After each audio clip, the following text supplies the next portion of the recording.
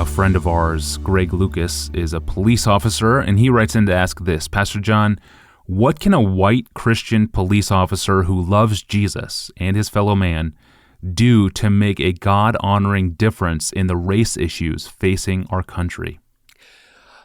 Well, I'd say to Greg, why am I teaching you anything about this? I'm the one who ought to be sitting at your feet at this point. In fact, I really do believe we need to sit at the feet of godly policemen right now and have them talk to us, because we may, John Piper may be a bit naive in things that I write and say about my reaction to police, but he beat me to the question, so perhaps I have to say something. My respect for Greg Lucas is enormous, especially because of his care for kids with disabilities and his own faithfulness as a dad in his book, Wrestling with an Angel. Greg is a thoughtful, caring, fair-minded dad and police officer, and of course there are thousands like him, and he's a Christian, and so the way he posed the question comes out of that. Can a white officer who loves Jesus and his fellow man make a God-honoring difference in the race issues? And the answer is he can. And maybe, even though I'm saying this with great hesitancy, because I've never been a policeman, I've never stared down anybody with a knife or a gun or anything that would make my heart beat so hard I'd probably just collapse in the moment.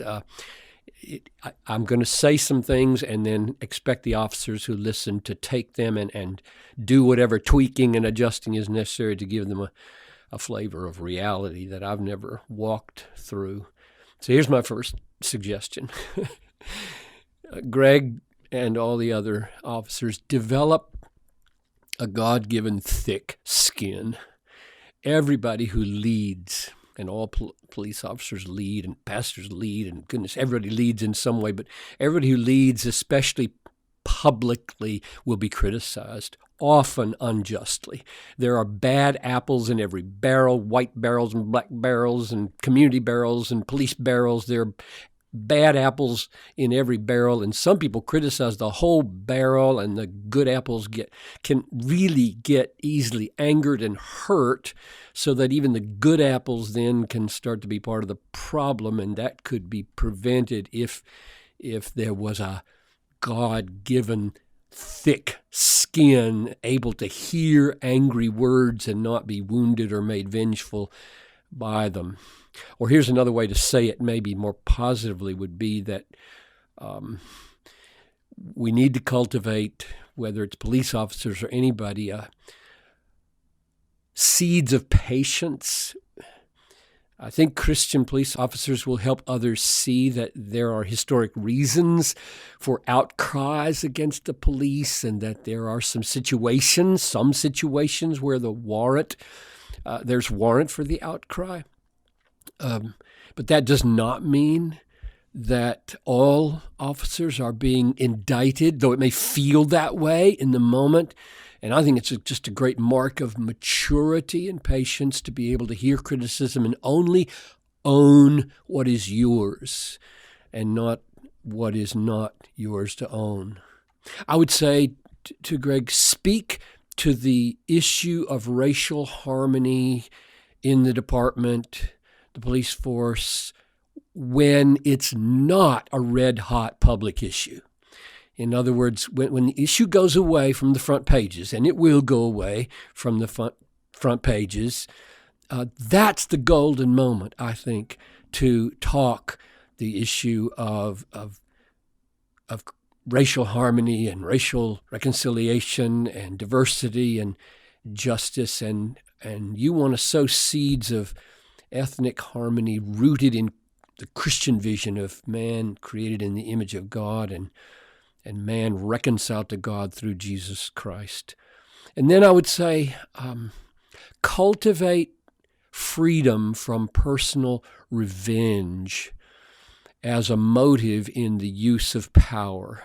And here's what I have in mind. Just yesterday, I read an article in the New York Times about a Navy pilot. He happened to be a classmate of mine. I didn't even know about this, from Wheaton. He was a helicopter pilot in Vietnam, flew 500 combat missions. And what gave it such a personal twist is that his dad was a missionary in North Vietnam and had been killed by the Vietnamese, and how easy it would have been for this Navy pilot flying 500 combat missions to have his teeth grinding every time with revenge. And here's what he said in the article. I was taught that vengeance was the Lord's and you defer to that. So this is being reported in a major newspaper. He said, after a strike, I was pleased that I could say mission accomplished. But I never felt, I got somebody back. In fact, if I had a junior officer that I knew was out for revenge, I would probably keep him out of the air. Now, I suspect that's probably good advice for police officers as well, which simply means I think Christians want to sow the seeds that there's justice to be done here, but it's not an occasional for personal revenge. And where personal vengeance is starting to take the upper place, the officers are going to probably not do their job as well. And then I'd say spot and expose policies, regulations, rules, procedures, traditions in the department that might be expressing or shaping racist attitudes. In other words, give attention to this whole issue of structural stuff and not just individual stuff. Just a couple more things. When I tweeted back in November, right after the Michael Brown case had calmed down with the non-indictment of Officer Wilson, I tweeted this: an indictment of Wilson may not have been the way, but what's needed from police now is good evidence of firm resolve of equal treatment. Now, I got a lot of upswell of like what's.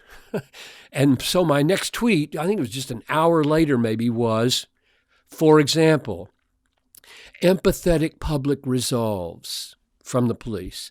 2, redoubled effort to hire and train minority officers. 3, increased research and development on how to disarm without killing. And I think all 3 of those are important and serious. And the last thing I would say is, I just was reading a few weeks ago, and I put this in the blog I wrote recently after our experience down in Memphis.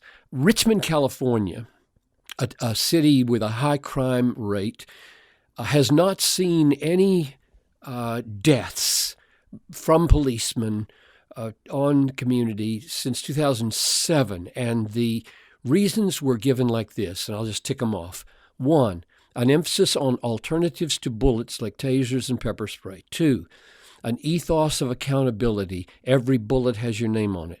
3, monthly firearm training, quarterly role-playing in hard situations. 4, a strong force with manpower and money to deploy and train wisely. 5, a change in culture from the top down. 6, strong efforts in neighborhood relations. And 7, all of this flowing from a new culture-changing leader. So those are just random ideas and thoughts about how Christian police officers might move towards creating change for good and racial harmony and just treatment. But again, I just want to say how thankful I am in my neighborhood for policemen, and how much I tremble for what they face over and over again, and how much I don't want to second guess them, and how much I respect them, because biblically I'm supposed to pray for them. They are the instruments in God's hands for my protection and for the doing of justice. And so if they hear anything in this that sounds naive or like it's really out of touch with reality, well, it probably is, and forgive me, but if anything could be helpful, I offer it. Wonderful, Pastor John. Thank you. And thank you for the question, Greg. This reminds me of an episode we released a while back titled, Should Christians Be Cops and Soldiers? That was episode number 318, and you can find it in the Ask Pastor John podcast archive in our free apps or on our website, desiringgod.org. We're going to break for the weekend now, but we return with John Piper on Monday. Until then, please email your questions into us at askpastorjohn@desiringgod.org. Please keep your questions brief and to the point. Keep it to 1 to 3 sentences if you can, please. And of course, this weekend, you can visit us online at desiringgod.org to find thousands of books, articles, sermons, and other resources from John Piper, all free of charge. I'm your host, Tony Reinke. Have a wonderful weekend.